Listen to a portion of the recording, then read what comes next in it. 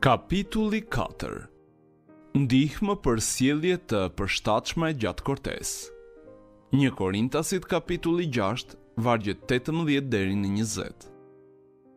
Largohuni nga kurvëria. Çdo mëkat tjetër që kryen njeriu është jashtë trupit, por ai që kurvëron mëkaton kundër trupit të vet. A nuk e dini se trupi juaj është tempulli i frymës së shenjtë që është në ju, të cilin e keni nga Perëndia, dhe se nuk i përkisni vetes, sepse u blet me një çmim. Përlëvdoni Perëndin pra në trupin tuaj.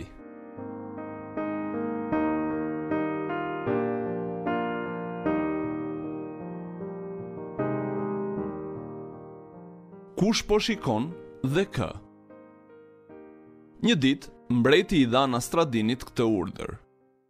Qyteti është plot me lypsa, dhe ata janë kaq të pacip, sa i ndjekin njerëzit nga pas dhe nuk i lën rehat derisa marrin ca para prej tyre.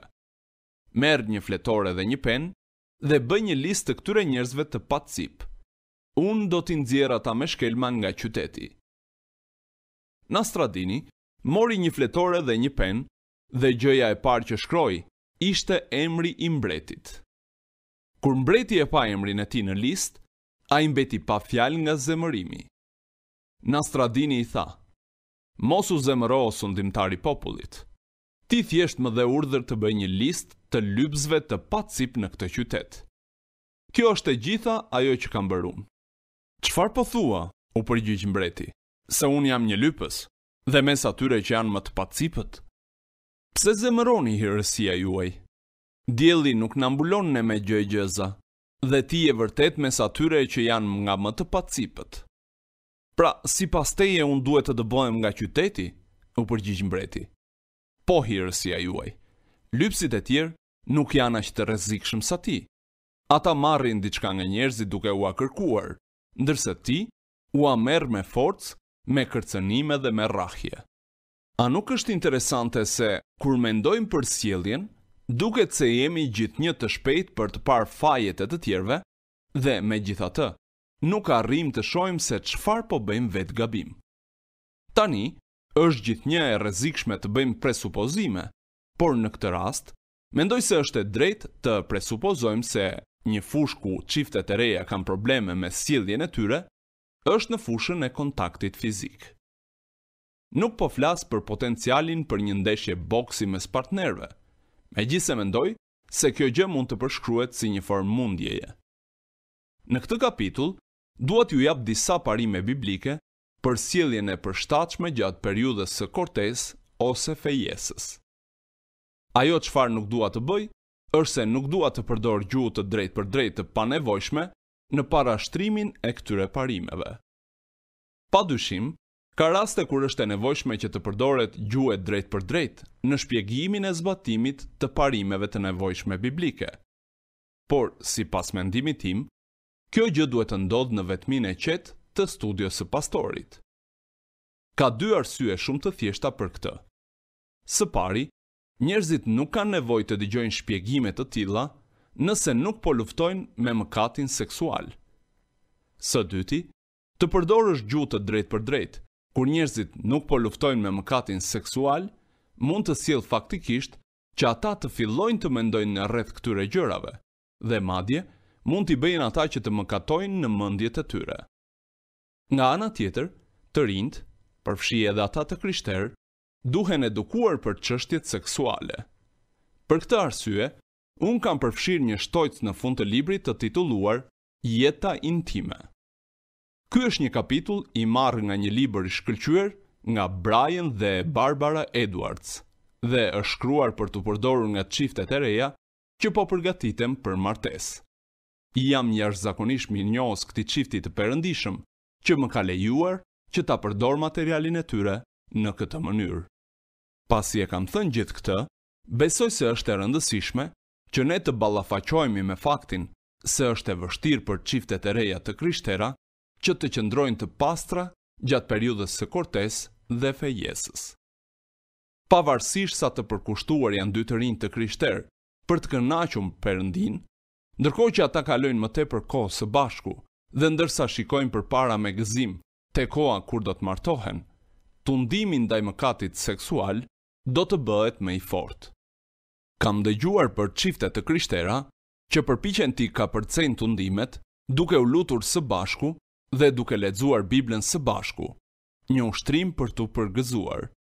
Por megjithatë, gjysmë ore më vonë, dëshira fizike i pushton ata dhe ata fillojnë të bëjnë po ato gjëra që ata e dinë se nuk duhet i bëjnë. Këtë lloj vështirësie trajton edhe Pali te kapitulli 7 i librit të Romakëve. Në vargun 19 të atij pasazhi, Pali thotë: "Në fakt, të mirën që unë e dua nuk e bëj, por të keqen që s'dua, atë bëj." Më tekstualisht, origjinali në greqisht e shpreh kështu: "Unë kam dëshirë për të bërë të mirën, por nuk mund ta bëj." Me fjalë të tjera, ajo çfarë Pali po thotë është kjo: unë e di se çfarë duhet të bëj për të kënaqur Perëndin. Në fakt, unë dua të bëj çfarë e kënaq Perëndin, por nuk e bëj dot. Këtu kemi një referencë shumë të qartë për faktin se edhe apostulli Pal ka luftuar me tundimin nga mëkati. Edhe besimtarët më të mëdhenj të Perëndis kanë luftuar me mëkatin, ashtu si unë e ti luftojmë me tundimin nga mëkati në çdo fushë të jetës, dhe jo vetëm në marrëdhëniet me njerëzit. Megjithatë, kemi ndihmë pranë. Tek letra e parë e Korintasve kapitulli 10 vargu 13, lexojmë këto fjalë inkurajuese: "Asnjë tundim nuk ju ka gjetur ju përveç se tundimit njerëzor, por Perëndia është besnik dhe nuk do t'ju lejoj që t'ju tundoj përtej fuqive tuaja, por me tundimin do t'ju jap dhe rrugdaljen që ju të mund ta përballoni." Si ilustrim, më lejoni që t'ju tregoj një incident personal. Gjatë kohës kur ishim në Irlandë, gruaja ime Ela zbavitej shumë në rrugët e atjeshme. Në radhë të parë, Ela u zbavit nga që rrugët në Irlandën e Veriut rrallë janë të drejta. Ato gjarpërojnë në mes të vendeve natyrore. Por një karakteristikë tjetër e rrugëve të Irlandës së Veriut është se zakonisht ka të paktën 2 rrugë për të shkuar në një destinacion të caktuar. Për shembull, për të shkuar në qytetin e Omagut, nga shtëpia e familjes sime në Castleberg, ka 3 rrugë kryesore, që të gjitha afërsisht me të njëjtën distancë dhe gjithashtu shumë rrugë të tjera alternative. Tani, nëse një nga rrugët është plotësisht e bllokuar për shkak të një aksidenti apo punimi në rrugë, është përsëri e mundur që të arrish në destinacionin kudo, duke zgjedhur një rrugë tjetër. Madje shumë shpesh, 1 ose 2 milje para vendit ku ka punime në rrugë, ju do të shihni një tabel që thot devijim dhe një shigjet që tregon nga një rrugë alternative. Kur lexon një shenjë të tillë, mund të bësh njërin nga këto 2 gjëra. Nga njëra anë mund të ndjekësh drejtimin e shenjës dhe të arrish në destinacionin ku do duke ndjekur një rrugë të sigurt, ose mund ta shpërfillësh tabelën e devijimit dhe herët avon do ta gjesh veten të futur në grackën e punimeve të mëdha në rrugë, pa mundësi për të shkuar kund tjetër, veç se të kthehesh mbrapa. Për të dalë nga telashet, është gjithnjë më e vështirë se sa ti shmangësh ato. Është gjithmonë më me mend që të mund të respektosh tabelat e devijimit. Unë dua t'ju tregoj disa tabela devijimi që jep Bibla të cilat do t'ju ndihmojnë në mënyrë që të mos futeni në vështirësi në marrëdhëniet tuaja gjatë periudhës së kortesë dhe fejesës.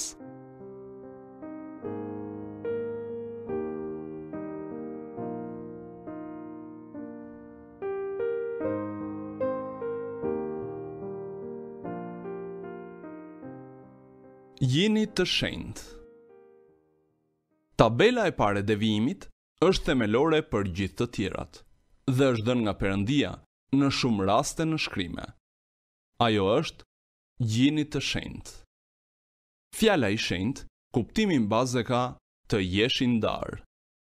Kjo do të thotë të jesh i ndarë nga mëkati dhe i përkushtuar ndaj Perëndisë. Pietri na tregon që të jemi të shenjtë në kontrast me të jetuarit sipas dëshirave të liga që kishim përpara se të bëheshim tek krishterë. Të jetosh një jetë të shenjtë do të thotë të jetosh sipas parimeve të Biblës dhe në kontrast me rrugët mëkatare të botës. Me fjalë të tjera, e para, mos e lejoni shoqërinë ku jetoni që t'ju ndikojë se si të silleni. Së dyti, mos e lejoni kulturën ku jetoni që të diktojë se si të silleni. Dhe së treti, mos i lejoni bashkëmoshatarët në shkollë, në universitet apo në punë që t'ju diktojnë se si të silleni. Si fëmijë të Perëndis, ne duhet jemi ndryshe nga bota. Duhet jemi të shenjtë dhe të jetojmë sipas standardeve të Perëndis. Prandaj, le t'u hedhim një vështrim disa prej këtyre standardeve. Te Kantiku i Kantikëve, kapitulli 2, vargu 7, ne lexojmë: Ju përgjërohem o bija të Jeruzalemit, për gazelat dhe sutat e fushave, mos e ngacmoni dhe mos e zgjoni dashurinë time, derisa kështu t'i pëlqej. Bazuar mbi këtë varg, tabela jonë e dytë e devijimit është: mos i zgjoni pasionet. Në kundërshtim me opinionin e përgjithshëm brenda disa grupeve kryesore të krishterë, Bibla nuk jep mësimin se marrëdhënia seksuale është thjesht për të lindur fëmijë. Nocione të tilla rrjedhin nga mësimi i shumë etërve të kishës së hershme, teologë të kishës rreth shekujve 1 deri në 3, të cilët thoshin se ana seksuale e natyrës sonë ishte e pistë ose e poshtëruar. Për shembull, në shekullin e parë, Justin Martini e përshkruan marrëdhënien seksuale si një dëshirë e jashtëligjshme. Në shekullin e dytë, Tiziani e përshkruan intimitetin fizik me këto fjalë: Nëse dikush mbjell për mishin, nga mishi ai do të korrë korrupsionin, por mbjell në mish ai që bashkohet me një grua. Prandaj, ai që merr bashkëshorte dhe mbjell në mish, nga mishi ai do të korrë korrupsion.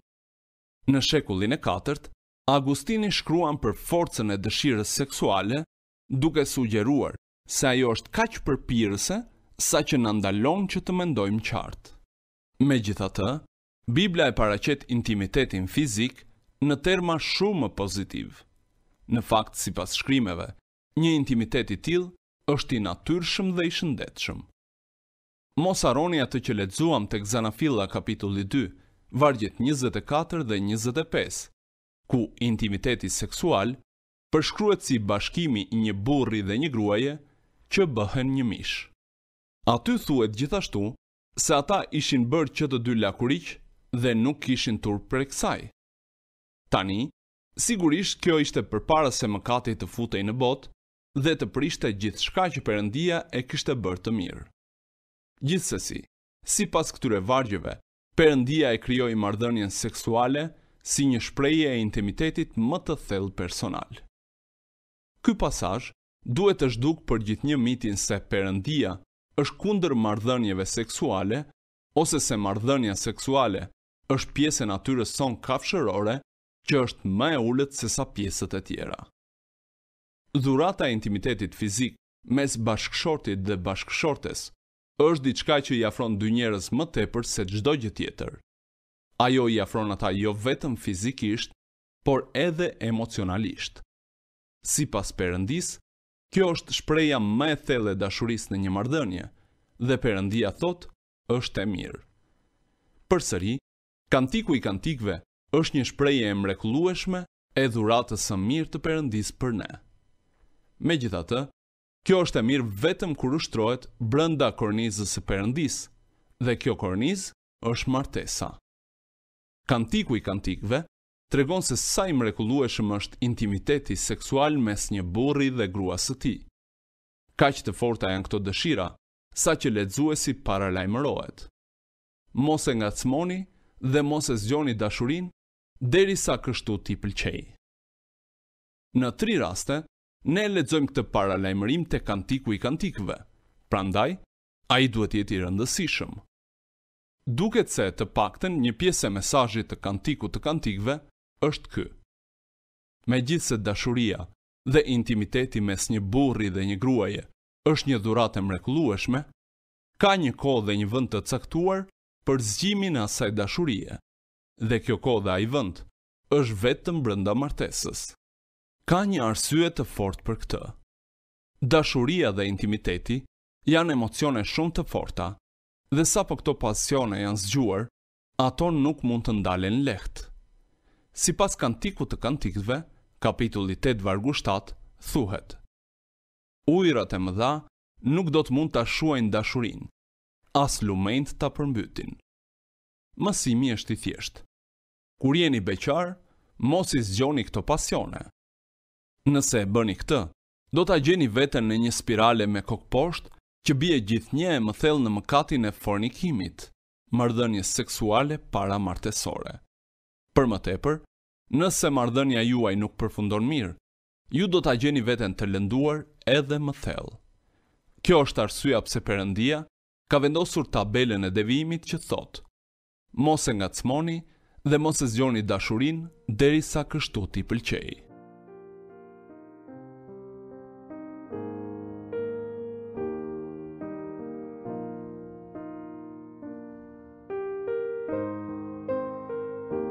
Dashuria është e duruar.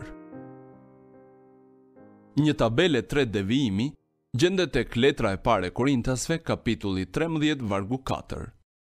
Dashuria është e durueshme, plot mirësi. Dashuria nuk ka smir, nuk vën në dukje, nuk krekoset. Për të qenë besnik ndaj tekstit origjinal, duhet pohuar se fjala greke këtu është fjala agape, e cila i referohet dashurisë vetë sakrifikuese të Perëndisë, siç është zbuluar në Jezusin, dhe jo eros, fjala greke për dashurinë seksuale. Gjithsesi, këtu ne kemi një parim shumë të rëndësishëm. Dashuria është e durueshme. Nëse e doni partnerin tuaj me dashuri vetë sakrifikuese, domethënë me dashurinë agape, ashtu siç edhe duhet, atëherë nga dashuria për partnerin, ju do të jeni të duruar në fushën e intimitetit fizik dhe do të prisni derisa të martoheni, përpara se të shprehni dashurinë eros për njëri tjetrin. Tek letra e dytë e Samuelit, kapitulli 13, vargjet 10 deri në 15, ne kemi një shembull të asaj që mund të ndodhë kur dashuria nuk është e duruar. Në vargun e parë ne lexojmë se Amnoni e donte Tamarën. Në fakt, ai e donte atë kaq shumë sa që ai u sëmur duke menduar për të. Prandaj, çfarë bëri ai? Ai bëri një plan në mënyrë që të mund të shkonte në shtrat me të. Ne lexojmë: Atëherë Amnoni i tha Tamarës: Ma ço ushqimin në dhomën time dhe do ta marr nga duart e tua. Kështu Tamara i mori kuleçët që kishte përgatitur dhe i çoi në dhomën e Amnonit, vllait të saj. Ndërsa po ja jepte për t'i ngrënë, ai e kapi dhe i tha: Eja shtriu me mua, motra ime. Ajo ju përgjigj: Jo, vëlla im, mos më poshtëro kështu. Kjo nuk bëhet në Izrael. Mos krye një poshtërsi të tillë. Po unë, ku ta çoj turpin tim? Kurse ti konsiderohesh si keqbërës në Izrael. Tani, të lutem, foli mbretit dhe ai nuk ka për të më refuzuar ndaj teje. Por ai nuk deshi ta dëgjoj dhe duke qenë më i fortë se ajo, e dhunoi dhe ra në shtrat me të. Pastaj Amnoni filloi ta urrej edhe me një urrejtje shumë të madhe. Kështu që urrejtja që ndjente për të ishte më e madhe se dashuria me të cilën e kishte dashuruar më parë. Kështu Amnoni i tha: Çou, shko. Shikoni përsëri vargjet 12 deri në 13. Tamara i lutet Amnonit që të mos e nisë këtë marrëdhënie të gabuar me të. Ajo madje përpiqet me zgjuarsi ta shmang çastin, duke sugjeruar që mbase mbreti do t'i jepte lej për ta që të martoheshin. Por edhe me një perspektivë të tillë, Amnoni nuk donte të priste. Ai refuzoi të ishte i duruar dhe e përdhunoi Tamarën. Pastaj çfarë ndodhi? Shikoni tek vargu 15. Amnoni filloi ta urrej Tamarën dhe marrëdhënia e tyre në çdo aspekt pati një fund të palumtur. Implikimet praktike për çdo çift të ri duhet të jenë të dukshme. Të rinj, ju keni një përgjegjësi shumë të madhe. Ju keni përgjegjësinë për të mos luajtur me ndjenjat e vajzave të reja. Mos luani me ndjenjat e një vajze, thjesht që të mund të keni pak kënaqësi fizike të përkohshme dhe më pas ta lini atë dhe të kaloni te një vajzë tjetër. Kjo sfidë gjithashtu u drejtohet vajzave, me që në shoqërinë tonë të shturur, shumë shpesh, vajzat janë po aq të pakontrolluara dhe mendjelehta rreth takimeve të tyre seksuale, sa edhe shumë prej djemve. Tek Zanafilla kapitulli 29, vargjet 15 deri në 30, ne gjejmë një shembull të mrekullueshëm të durimit në këtë fushë. Aty lexojmë se si Jakobi punoi për 7 vjet me radhë për të marrë Rakelën si grua, plus 7 vjet të tjera pas tradhëtisë së Labanit. Dhe megjithatë, gjithë asaj kohe, Jakobi nuk u soll në mënyrë të pahishme ndaj Rakelës. Nëse doni vërtet dikë, ju do të jeni të duruar dhe do të prisni derisa të jetë koha e duhur. Me fjalë të tjera, ju do të prisni derisa të martoheni. Largohuni nga fornikimi. Tek letra e parë Korintasve kapitulli 6 vargu 18, ne gjejmë tabelën tonë të 4 të devijimit.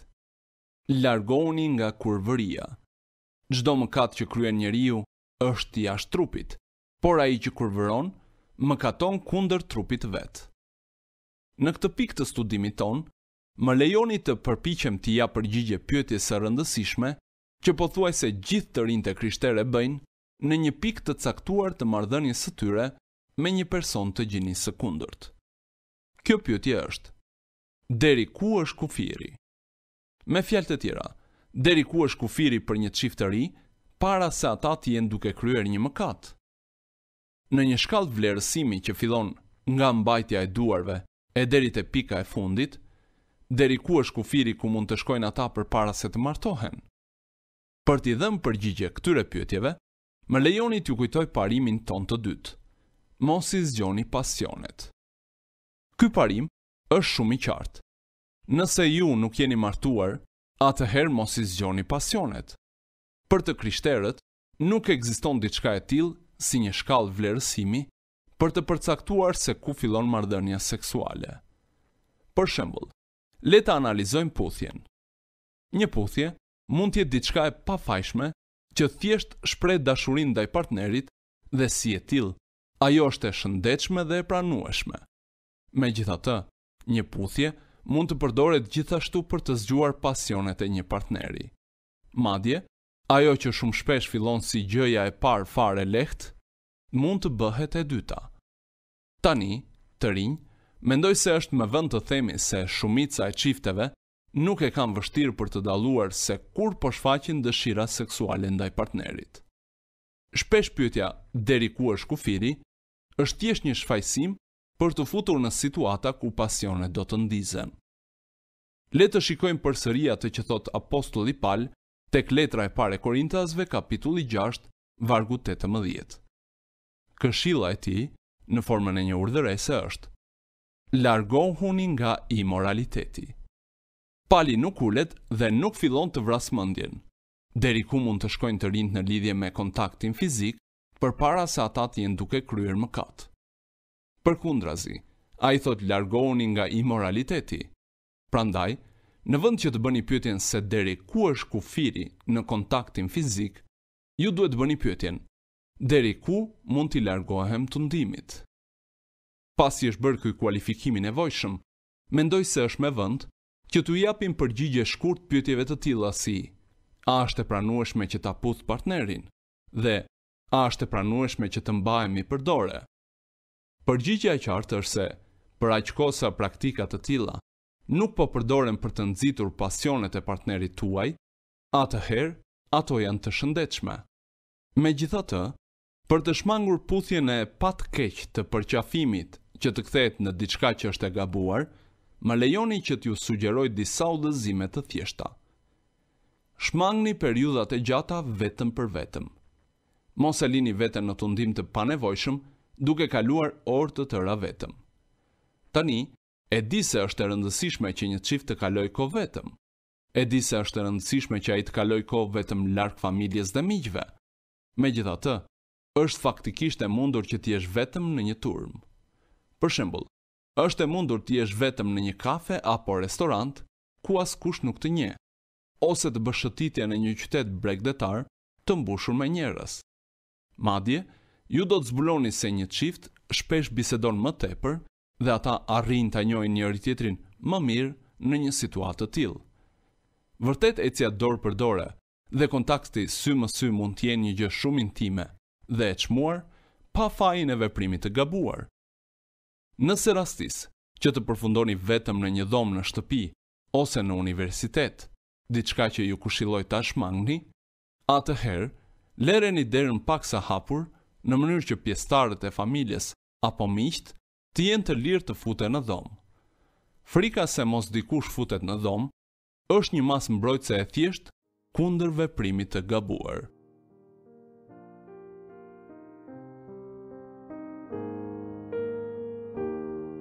Kujdes syt. Kujdes nga ajo që shihni në televizor apo që lexoni në revista ose edhe se si e shikoni dikën në rrugë.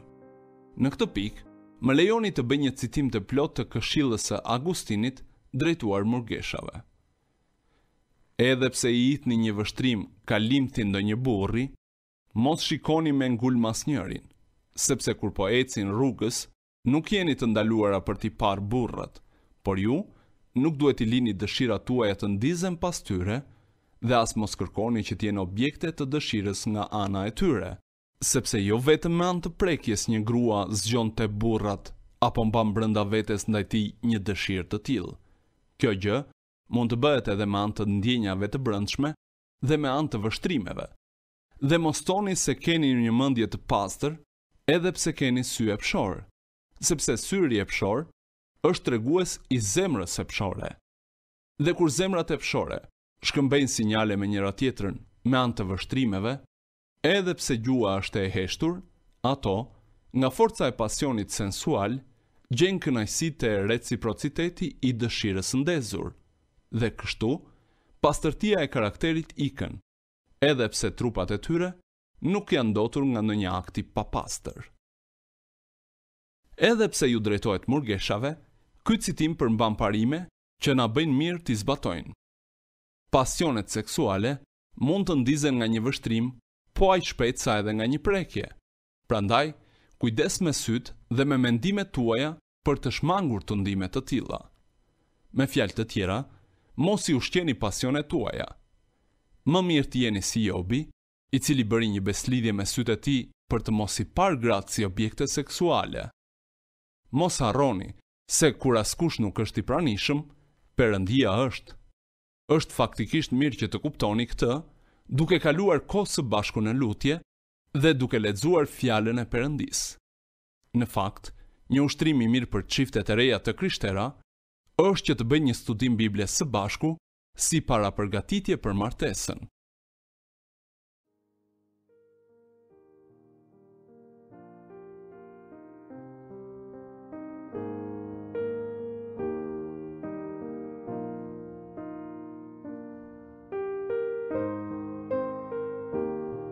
Martohuni. Tabela e 5 dhe e fundit e devijimit që dua t'ju lë, gjendet tek 1 Korintasve kapitulli 7 vargjet 8 dhe 9, ku thuhet: Por të pamartuarve dhe grave të veja, po ju them se për ta është më mirë nëse qëndroni si unë. Por në qoftë se s'kan vetë kontroll, le të martohen, sepse është më mirë të martohesh se të digjesh. Ktu kemi hapin e fundit për çiftet e reja të krishtera, të cilat po luftojnë me pasionet e tyre. Nëse e dini se e doni partnerin, por ato pasione janë zgjuar, pra nëse po ju duket gati e pamundur që t'jeni të duruar, nëse po largoheni vazhdimisht nga fornikimi, deri në atë pikë sa nuk mund të duroni më presionin, atëherë pali e ka përgjigjen për problemet tuaja. Martohuni. Shikoni përsëri vargu 9. Pali thjesht po thot se nëse nuk keni vetë kontrollin, nëse po luftoni me tundimin seksual, atëherë mos u diqni me pasione, por martohuni.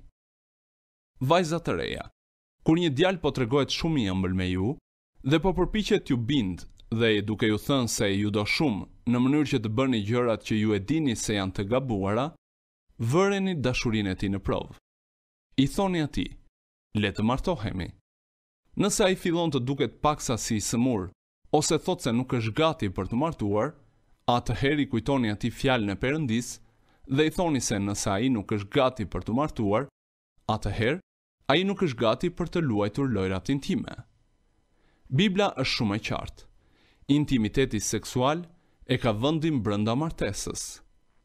Matthew Henry shprehet kështu: Ky është ilaçi i Perëndis për epshin. Zjarri mund të shuhet me mjete që ai ka caktuar. Dhe martesa është diçka shumë më e mirë se sa të digjesh, me dëshira të papastra dhe epshore. Qartësisht, mungesa e kontrollit në këtë fushë nuk është arsyeja e vetme pse një çift të rinj të krishterë duhet të martohet. Dhe në fakt, nuk duhet jetë as arsyeja kryesore për martesën. Vetëm nëse një çift i ri ka një marrëdhënie të fortë në çdo mënyrë tjetër, domethënë ka një marrëdhënie të mirë personale me Perëndin, një vlerësim të sinqertë dhe të vërtetë për cilësitë dhe karakterin e partnerit, një dëshirë të sinqertë dhe të vërtetë për të zgjidhur sipas fjalës së Perëndis çdo vështirësi që mund të ketë, dhe ata po mendojnë seriozisht për martesën gjithsesi, vetëm atëherë tundimi seksual mund të nxjisë ata që të martohen mbase më shpejt se sa kishin parashikuar. Apostulli e tregon këtë gjithashtu kur ai jep këshillën. Megjithatë, për të shmangur fornikimin, çdo burr të mbaj gruan e tij dhe çdo grua të mbaj burrin e saj. Është sugjeruar se personi që nuk mund ta kontrollojë veten para martesës ka mundësi që të luftojë me të njëjtin mëkat edhe pasi ajo apo ai është i martuar. Mbase si person beqar, ju po i lejoni sytë tuaj të bredhin dhe të shikojnë personat e gjinisë së kundërt në një mënyrë që ju e dini se nuk është e drejtë. Ose ju mund të tundoheni të mendoni: ç'të keqe ka në këtë gjë? Ose kush do ta marrë vesh? Mirë pra, sa për rastin e parë, Perëndia di gjithçka. Ju mund të jeni në gjendje që ta fshihni mëkatin nga të tjerët, por Perëndia sheh edhe skutat më të fshehta të zemrës suaj. Në rastin e dytë, një sjellje e tillë ka tendencë të kthehet në zakon. Çfarë dua të them me këtë? Ja, fare thjesht se ju po formoni zakone mëkatare që, edhe pasi të jeni martuar, do të jenë të vështira për të ndryshuar.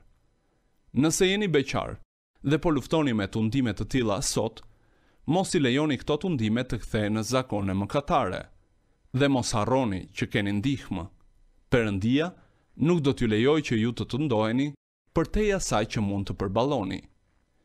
Çfarëdo masash praktike që të merrni, më lejoni që t'ju inkurajoj përsëri që të shtroni themele solide për familjen gjatë kortesë.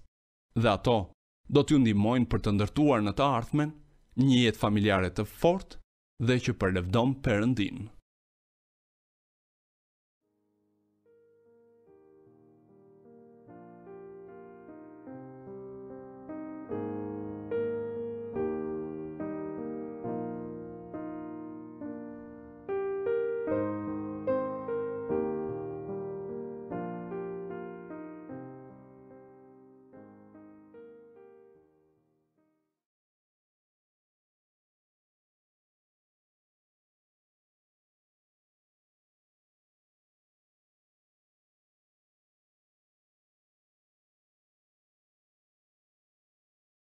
Pyetje për diskutim.